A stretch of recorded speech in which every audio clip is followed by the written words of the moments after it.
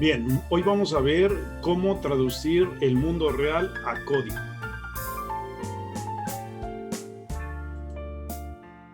Vamos a tomar como ejemplo el mundo de las matrices, las operaciones con matrices. Entonces, matemáticamente hablando, una matriz es un arreglo de números acomodados por renglones y por columnas. De esta manera, los números estarán organizados a partir de del renglón 1 y columna 1 hasta llegar a una serie de renglones hasta el M renglón, y también las columnas estarán desde 1 hasta la enésima columna.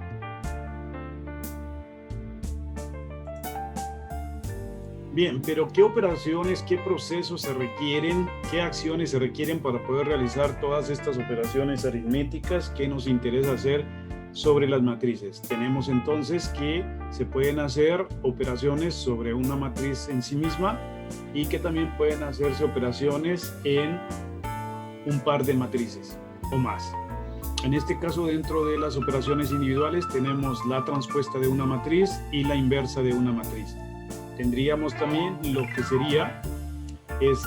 las operaciones que se hacen con pares de matrices, que serían la suma, la resta y la multiplicación, entre otras. Necesitamos, para poder hacer ya la computación de estas operaciones, necesitamos saber las dimensiones de las matrices. Necesitamos también saber cómo generar los números, si capturados por el usuario o capturados en forma automática, y si es aleatoria, y también imprimir los valores de esas matrices generadas o producidas. Por otro lado, necesitamos procesos muy especiales, que serían la de validar la cuadratura de las matrices de las que se va a hacer la suma y la resta, y también validar la multiplicabilidad de un par de matrices. Bien, una vez que tenemos en mente ya hecha esa identificación de una matriz como una entidad central de este contexto, y que podemos tener diferentes tipos que podemos tener matrices de diferente tipo de datos, podemos plasmar una abstracción mediante un lenguaje de modelado. Y aquí tenemos esta expresión mediante el lenguaje UML, en el que tenemos hecha la abstracción de la entidad matriz como actor principal en dos niveles: la clase matriz, la entidad matriz, que tiene número de renglones y número de columnas, y un segundo nivel en el que podemos diferenciar entre matrices con números enteros, matrices con números flotantes, y así podríamos tener matrices con números doubles y tener también matrices con contenido de cadenas. Entonces, de esta manera, el segundo nivel de abstracción de la entidad matriz hace una distinción entre el tipo de datos que tiene cada matriz, pero cada una de ellas tiene atributos comunes con la matriz,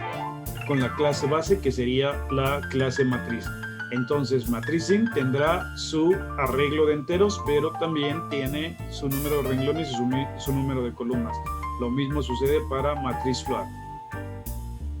Por otro lado, para poder hacer operaciones con matrices, sobre todo aquellas que involucran un par de matrices, necesitamos saber si las matrices son cuadradas para hacer suma y resta, o si las matrices son multiplicables para hacer la multiplicación. De esa manera estarán esas condiciones predeterminadas para que podamos hacer operaciones de suma, resta, multiplicación y división, además de aquellas operaciones en que se puede trabajar con una matriz en sí. Entidades que tienen puros procedimientos, acciones, que no tienen atributos o métodos, como son operaciones con matrices, validaciones, lo mismo que captura, porque para poder capturar las dimensiones que deben de tener las matrices, pues estaremos teniendo también procesos o procedimientos para capturar los datos ingresados por el usuario, ¿sí? Y finalmente vamos a tener el programa principal, a través del cual se invocará toda la logística de operación de todas estas entidades, tanto aquellas que involucran datos y comportamiento como aquellas que nada más involucran puro comportamiento expresado a través de procesos o acciones. Para poder llevar a código en un lenguaje de programación una abstracción del mundo real, tenemos aquí el ejemplo. Tenemos la entidad matriz, que ya habíamos dicho que es un arreglo de valores acomodados por renglones y columnas, y aquí tenemos la expresión en la sintaxis de Java de la clase matriz, donde tiene dos atributos principales que serían renglones y columnas, y también la segunda parte de la abstracción, que sería la matriz entero, que tiene su propio atributo, que es el arreglo de enteros, pero que hereda a través de extends los atributos de la clase padre, que serían renglones y columnas. Pero matriz entero también tendrá parte de sus atributos, tendrá métodos que sirven para operar sobre ese arreglo, y va a heredar tanto los atributos como los métodos de la clase matriz. Bien, vamos a pasar ahora a ver ya en código cómo sería.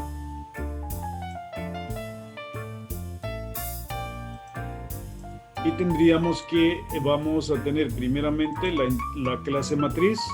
¿sí?, que representa la entidad principal en su primer nivel. Entonces tenemos matriz, que tiene número de renglones y número de columnas, tiene su constructor, que es un método llamado igual que la clase, recibe como parámetros el número de renglones y número de columnas, y servirá para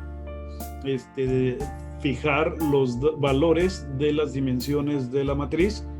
y que tiene métodos individuales también para fijar el valor individual para cada uno de esos atributos o variables de clase, y también tenemos los métodos para que nos regrese el valor que tiene los renglones y las columnas. La segunda parte de la abstracción es cuando tenemos ya la clase matriz int, que extiende a la clase matriz, que va a heredar todos, tanto los atributos como los métodos que tiene la clase matriz, pero va a tener los suyos propios, como en este caso, que será el arreglo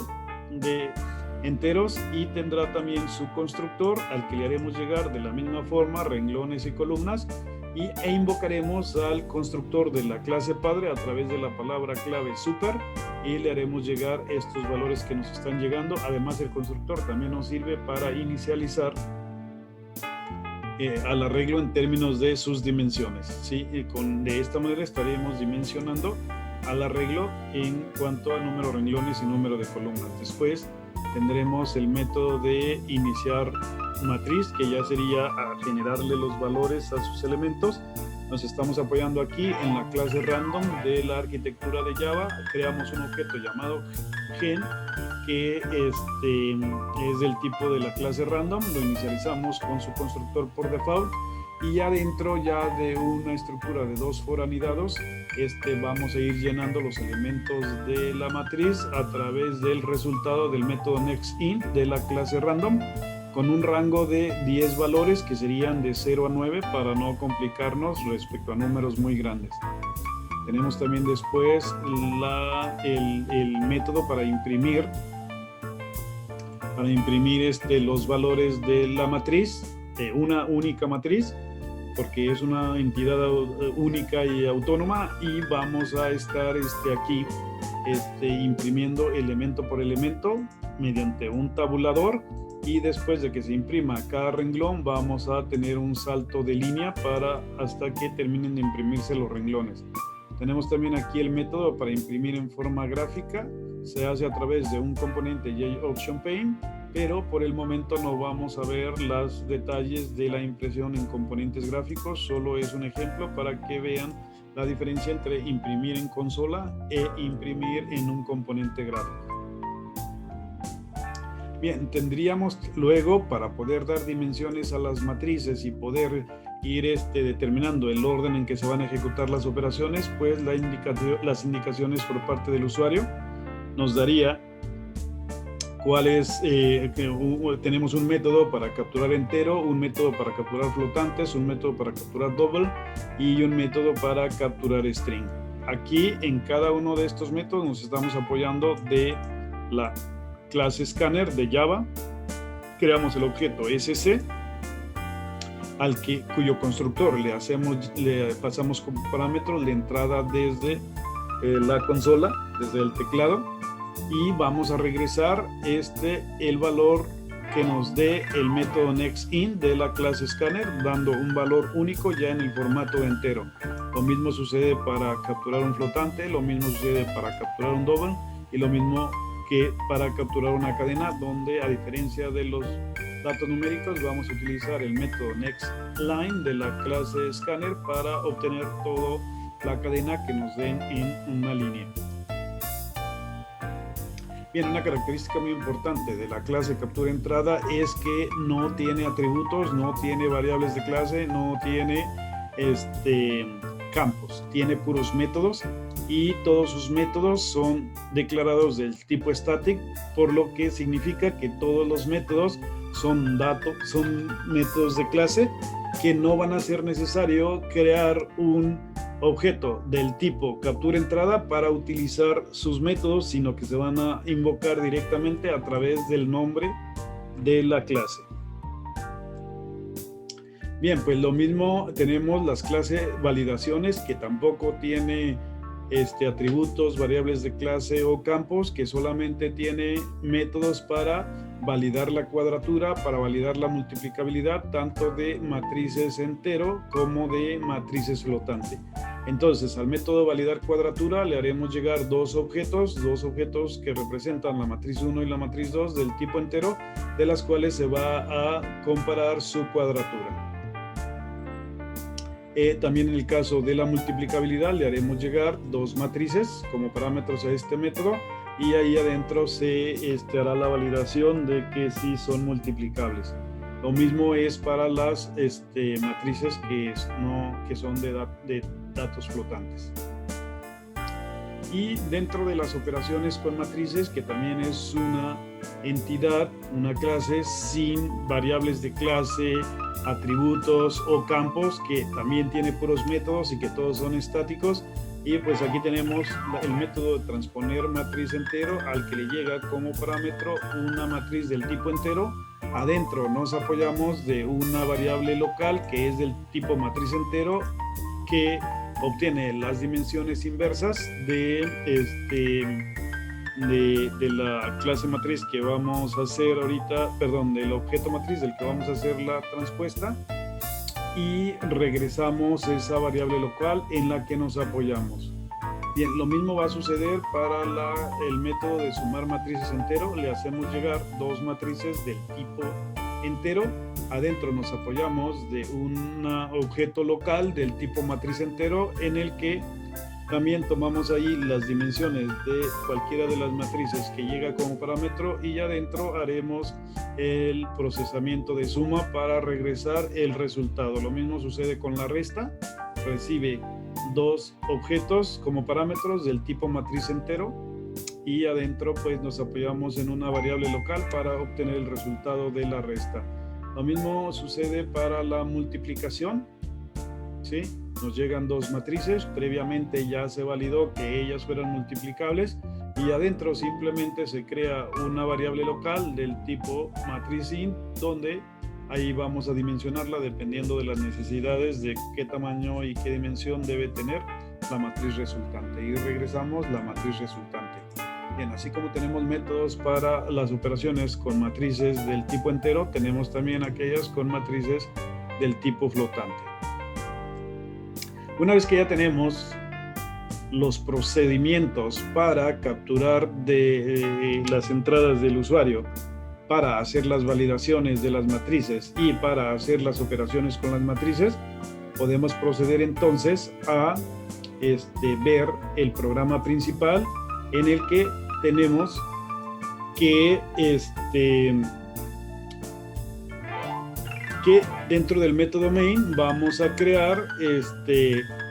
dos objetos del tipo matriz int, dos objetos del tipo matriz float, para poder hacer operaciones de par de matrices. Y aquí ya, independientemente de la lógica del switch que está implementada aquí, vamos a ver que cuando ya inicializamos mediante el operador new, o lanzamos mediante el operador new los objetos M1 y M2, les pasamos el resultado como parámetros, el resultado del método captura entero de la clase captura entrada, para obtener el número de renglones y obtener el número de columnas. Lo mismo, antes de pasar a hacer las operaciones con las matrices, ya sea individuales o por par de matrices, vamos a invocar la inicialización de las matrices, que ahorita está programada para que genere números aleatorios de 0 a 9. Lo mismo se hace para las matrices del tipo flotante y después ya se procede a invocar el orden en que deben de ejecutarse las operaciones según el gusto del usuario bajo un menú. Ustedes mismos pueden visualizar esta clase llamada menú de opciones, en las que se define una logística bajo un menú de opciones y se van invocando las operaciones de las matrices según el gusto del usuario. Bien, pues de esta manera podemos ver cómo se puede hacer la traducción de los objetos del mundo real, de las entidades del mundo real, a código en un lenguaje de programación. Resumiendo de manera rápida, que primero tenemos que hacer la abstracción del contexto del mundo real, como en este caso fue operaciones con matrices, en el que vamos a ver que existe una sola entidad principal, que es el actor principal, que sería la entidad matriz, que vimos cómo se transformó en clase, y que después vamos a ver que se crean objetos instancia de esta clase para representar a cada uno de los tipos de matrices que queremos trabajar, y que se tiene ya abstraído y programado todos aquellos procesos o acciones que sirven para capturar las entradas del usuario, hacer validaciones de la cuadratura y multiplicabilidad de las matrices, y luego ya una serie de procesos, acciones, procedimientos que están dentro de la clase operaciones matrices, donde están programadas tanto las operaciones o procesos que hacen la transpuesta de una sola matriz y la inversa de una sola matriz, así como todos aquellos procesos que son para hacer las operaciones entre pares de matrices, como son la suma, resta y la multiplicación, entre otras operaciones.